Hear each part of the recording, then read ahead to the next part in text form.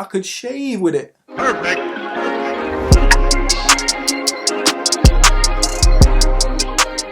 Hello broskies, welcome back to another edition of Buy or Buy. If we haven't met before, I'm Erkin and this is the life of a broski, where I bring you sneaker reviews, lifestyle, and more waffle than Captain Birdseye. So broskies, Air Max Day is almost upon us and I have got a classic and iconic silhouette with a massive twist to it. The Air Max 90 Flyease.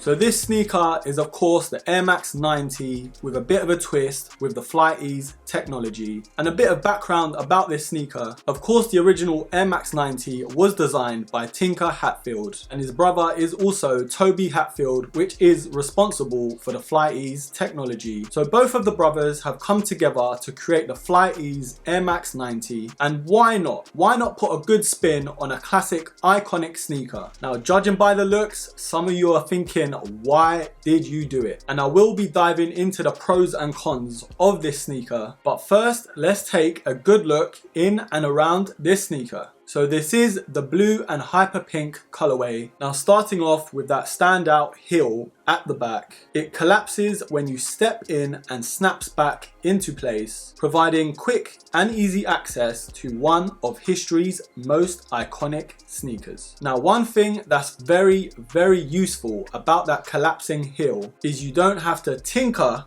with the laces, because once they're laced up you can just slip your foot right in and that's it. That's the idea anyway. You can put your foot in and not have to worry about laces or anything else. And I know you're asking, what about that tongue? And Nike have actually thought of that too. The tongue on this Flyease Air Max 90 is stitched up 3/4 of the way, so that tongue will always stay in place. So going around this sneaker, we of course have the Air Max 90 traditional design. Now there is the resilient PU foam midsole alongside that visible Air Max unit. Now across the upper, there are synthetic leather and fabric materials. Also with those TPU lace feeds, there is that soft padded collar lining where your ankles would sit. Also across the toe box and across the forefront of the sneaker, it has that sort of mesh fabric material going on, which is responsible for the added breathability with this sneaker. Now of course on the top of the tongue we have the Nike swoosh and Air Max badge. Where things get really interesting is the back of the sneaker where that heel counter would sit. It has what looks like to me that synthetic rubber material,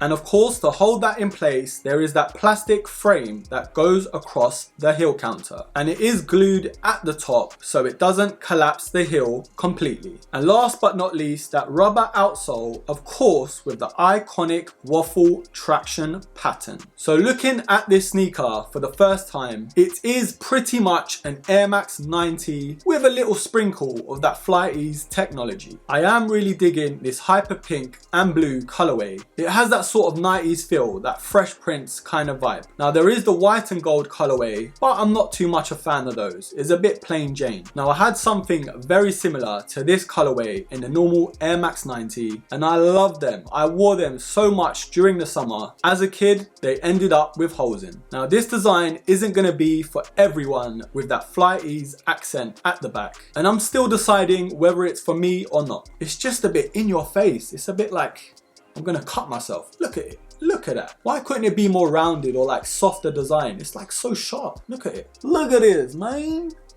I could shave with it. So when it comes to sizing, these are very much true to size for me anyways. I'd say go for your normal sizing when it comes to the Air Max 90. Even though it has that Flyease heel counter, it is very much true to size. Now this Air Max does use a lot of light and breathable materials across the toe box, which is a breath of fresh air for your knick-knack toes. So out of 10, I'm gonna give an 8.5 for breathability. Still a little bit of work to do. Those synthetic leather accents do hold it back a little bit. So comfort, you ask, how do they feel on foot? Is there any change with that Flyease technology? And I'm gonna say no, they actually fit a lot better. The only thing is, it always feels like your feet are gonna come out at the back. Because it's not as secure as the normal Air Max 90, it feels a bit weird, at first anyway. But I think as you wear these over time, you wear them in and you get used to it pretty quickly. Of course, with that supportive Air Max unit at the back, the comfort on this Air Max 90 doesn't disappoint. So out of 10, I'm gonna give a big score of 9.5. So broskies, we have come to the part of the video where I decide if these are a buy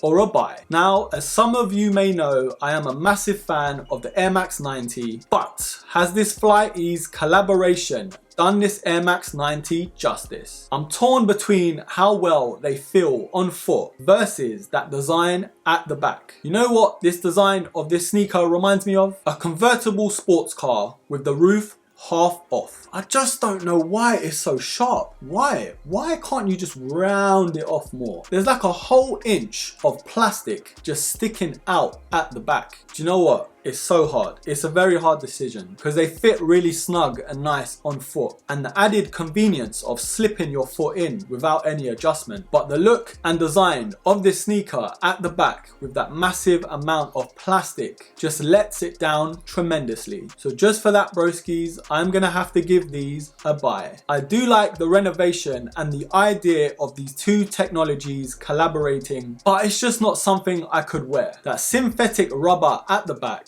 already looks like it's creasing, and over time I don't know how well that will hold up. But anyways, broskies, that's just my opinion. I want to know what you think. Are you a fan of this collaboration? Does that heel counter put you off? Would you wait for these to go on sale? Because at the moment they are retailing for £115 in the UK. Or are these a total buy from you? Leave your comments down below, and of course I will be pinning the best one. Anyways, broskies, that's enough from me. I hope you liked this video, and as always, don't forget to subscribe, like, comment, share, and of course, until the next episode, take care. You made a